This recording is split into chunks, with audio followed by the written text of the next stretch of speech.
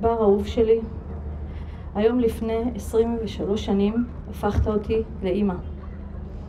יצאתי יחד איתך למסע של חיי, מסע האימהות. בר אהוב שלי, 23 שנים אחרי היום המאושר ההוא, אני עומדת כאן, עדיין בלעדיך, ומציינת את יום הולדתך. ב7 באוקטובר יצאנו שוב למסע, כזה שלא יכולנו לעלות על הדעת בשום תרחיש. בר אהוב שלי, איך אתה מרגיש שם ביום ההולדת שלך?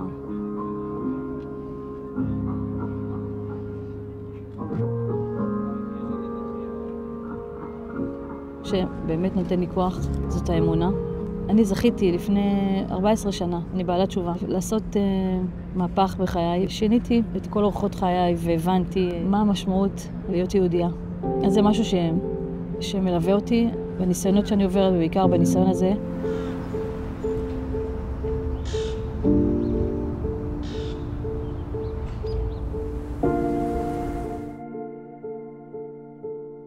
העול תפילה זאת הפינה הקטנה שלי בכל הכאוס המטורף הזה מה7 באוקטובר. זכיתי יחד עם ריקי ועוד אנשים טובים שפשוט עזרו לנו להרים את המקום הזה. פורים, קראנו את המגילה, עשינו סעודת פורים, אנחנו זוכים לעשות הפרשות חלה לכל החטופים. פעם ראשונה שהפעם בשנה. בעצם זה התחיל מרעיון שאולי לקרוא לזה רעיון חצוף במקום כזה, לעשות משהו שקשור ברוחניות, ביהדות. אני מבחינתי מאמינה שבר שלי בשליחות, באמת קיבל ניסיון לא פשוט, אבל הוא נבחר להיות שליח, ותראי מה הוא עושה בעולם, כאילו איזה זכויות, וואו, ילד מדהים שלי שאני כל כך גאה בו וכל כך התגעגעת אליו, והוא בעצמו לא מודע לאיזה מהפכה הוא עשה פה.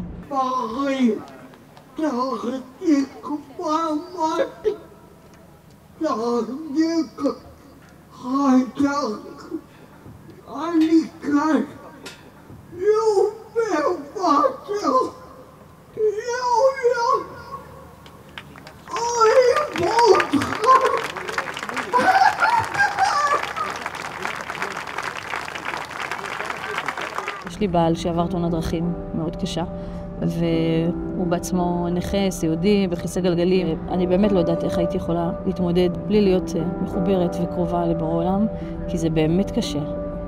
אני פשוט משליחה הכל עליו ואומרת שהכל בידיים של בורא עולם. הוא מנהל את העולם, הוא יודע מה שהוא עושה את זה בצורה הכי נכונה שיש. מבחינתי כולם שליחים של בורא עולם, שליחים טובים, ואנחנו צריכים פשוט להתפלל ולתמוך בהם שיעשו את הדבר הנכון ביותר. שיש אמונה. האמונה הזאת נותנת עוצמה ויכולת להיאבק גם לפעמים מאבקים ארוכים. וכולנו פה, כולנו פה כאיש אחד בלב אחד.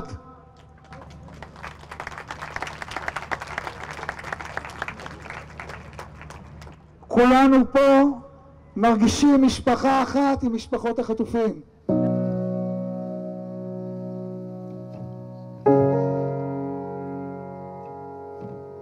וזה באמת לא משנה ולא חשוב במה אנחנו מאמינים או במי אנחנו מצביעים.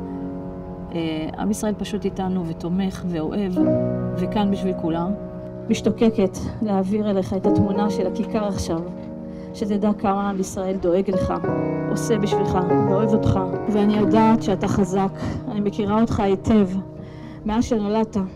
תזכור תמיד שאתה מוגן ושמור בידיים של בורא עולם, תמיד בידיים של בורא עולם. שיראו כולם שכן אתה שומע תפילות ומחלק מימין ונשים שהשם יתברך תמיד אוהב אותי ותמיד יהיה לי. השם יתברך תמיד אוהב